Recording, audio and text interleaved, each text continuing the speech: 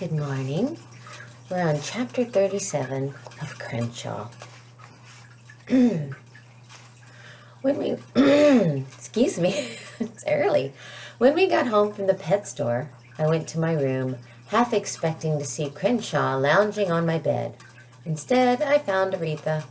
Her nose was buried in my keepsake bag, and she had a guilty expression on her face. She for sure had something in her mouth, but I couldn't see what it was. "Show me," I said. I pulled the stolen dog cookie up from my pocket. It was a little mushed on one side.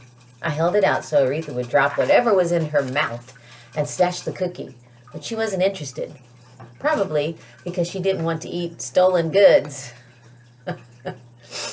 Aretha slunk away towards my bedroom door, tail dragging, and I saw what she was holding.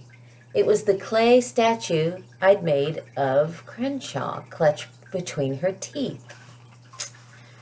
"You don't want that old thing," I said, but she seemed to disagree. As soon as she was out of my bedroom, she galloped down the hall and scratched urgently at the front door. "Want me to open it, baby?" Robin said. She turned the knob and Aretha rocketed outside. "Aretha, stop!" I yelled.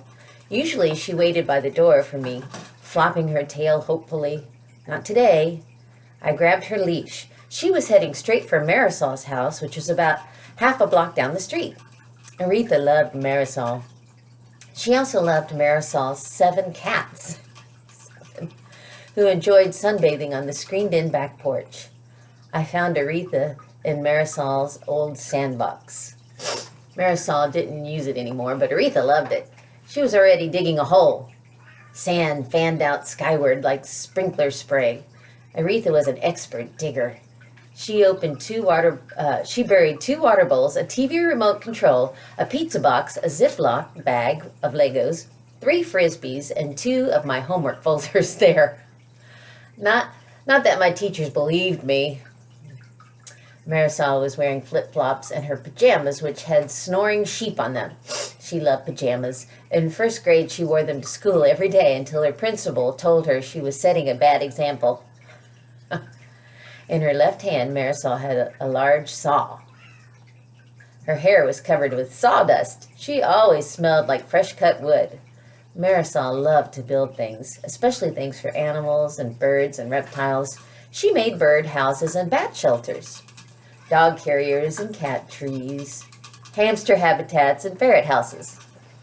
At the end of her fenced yard were planks, a sawhorse, and a big circular saw. A small house-looking thing was on the ground, half buried. It was for one of her cats. "Hey," I said. "Hey," she said. "You ready for the yard sale?" "I guess."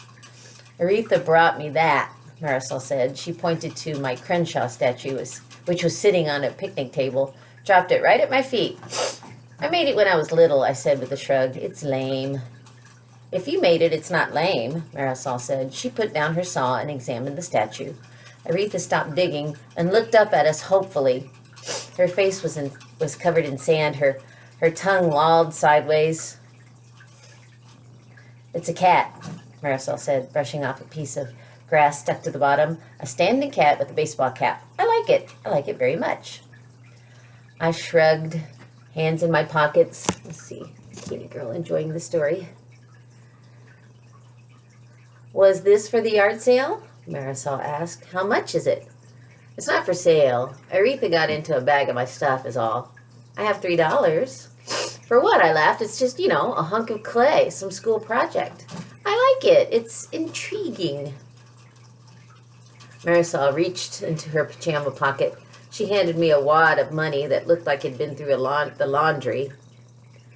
"Keep it," I said. "Think of it as a going-away present." Her eyes went wide. "What are you talking about, Jackson? You're not..." I waved a hand. "No, it's probably nothing. My parents were just being their usual weird selves." It wasn't true, not completely, but it wasn't not the truth.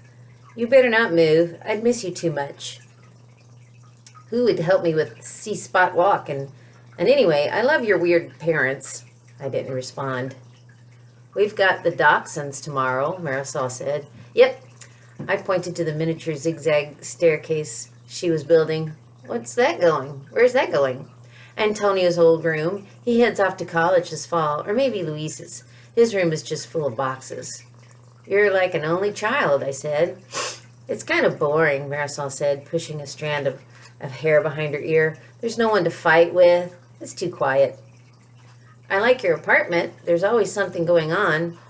Sometimes it's just me and Paula for days on end, she said. She rolled her eyes. Marisol's dad was a salesman and her mom was a pilot. Wow, that's pretty cool. They traveled a lot, so Paula, an older woman, often stayed with Marisol. Marisol refused to call her a nanny or babysitter or caregiver. She was just Paula. Marisol grabbed a tape measure to check the height of the staircase she was making. I'm going to attach the staircase to the wall, see, like so, and then put shelves way up high for the cats to climb on. It'll be a cat paradise. Speaking of cats, I bent down to fill in the hole Aretha had made. The sand was soft and dry. Did I ever tell you? I hesitated, then pushed on. Did I ever tell you that I had an imaginary friend when I was little? Really? Me too. Her name was Whoops. She had red hair and was extremely naughty. I blamed her for everything. Who was yours? He was a cat. A big cat. I don't remember much about him. You should never forget your imaginary friends. How come? What if you need him someday? Marisol reached for a piece of wood. I remember everything about Whoops. She liked to eat Brussels sprouts. Why? I pretended to gag. Ugh, probably because I like Brussels sprouts. You never told me that. I may have to reconsider our friendship. Because of Whoops or the Brussels sprouts? She yanked a nail out of a plank with her hammer. Hey, new bat fact. In Austin, Texas, they have the world's largest urban bat colonies. I saw that once. Like 1.5 million of them. When they fly out at night, you can see them on the airport radar screens. I saw where they lived. It's really cool. Very cool, I said. Miss Malone would love seeing that. Marisol and I both had Miss Malone for 4th grade. She taught all subjects, but she loved science best of all, biology especially. We chatted about bats while we watched Aretha dig another hole. Finally, I said, well, gotta go. I hooked Aretha to her leash. She licked my cheek with her sand-covered tongue. I felt like a cat's. Did Whoops ever, I made myself ask the question, did she ever come back after you outgrew her? Marisol didn't answer right away. Sometimes she just let a question sit for a while, like she needed some time to get acquainted with it. I like that. I wish she would come back, Marisol said, gazing at me. I think you'd like her. I nodded. Yeah, I guess I could overlook the Brussels sprouts thing. Jackson? Yep. You're not really moving, are you? I studied her question the way she'd studied mine. Probably not, I said, because it was easy, and easy was all I could manage. Aretha and I were almost to the front yard when Marisol called. It needs a name. You mean the statue? Yeah, something unique. What do you want its name to be? I asked. She didn't answer right away. She took her time. Finally, she said, Crenshaw would be a good name for a cat, I think. Ah, so she named Crenshaw. That was a long chapter, so we'll leave it there. And next time, maybe Kitty Girl will join us for chapter 38. She likes the story.